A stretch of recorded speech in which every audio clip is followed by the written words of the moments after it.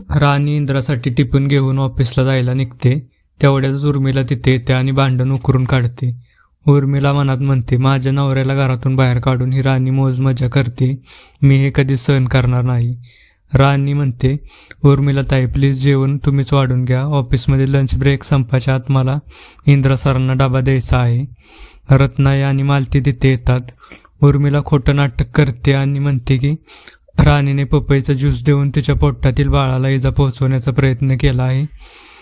रत्नाई उर्मिलाला म्हणतात, बस कर उर्मिला, तुझी कारस्थान आम्हाला ठाऊक आहे. तुला या घरात घेण्याचा निर्णय खुद्द राणीने घेतला होता आणि तू तिच्यावरच आरोप करतेस. दुसरीकडे तनिषा ऑफिसमध्ये इंद्राला इमोशनल ब्लॅकमेल करण्याचा प्रयत्न करत असते.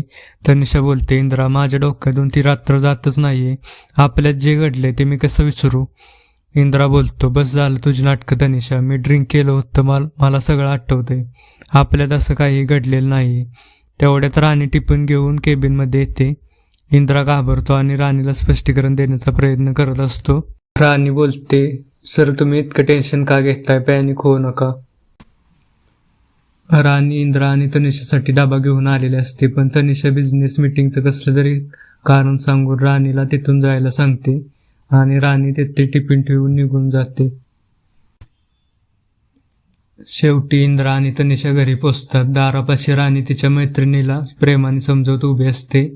ती मैत्रिणीला बोलते, थोडा संशय सुद्धा चांगलं नातं उद्ध्वस्त करू शकतो, म्हणून मनात कोणताही गैरसमज ठेवायचा नसतो.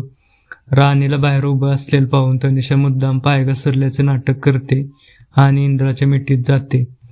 राणीला समोर पाहताच इंद्रा लगेच हात बाजूला करतो आणि तनिषाला सोडून देतो. तनिषा थेट जमिनीवर पडते. इंद्रा स्पष्ट करतो की त्याच्यासाठी राणी सर्वात महत्त्वाची आहे. असेच नवनवीन अपडेट पाहण्यासाठी आपल्या चॅनेलला नक्कीच लाईक, शेअर आणि सबस्क्राईब करा.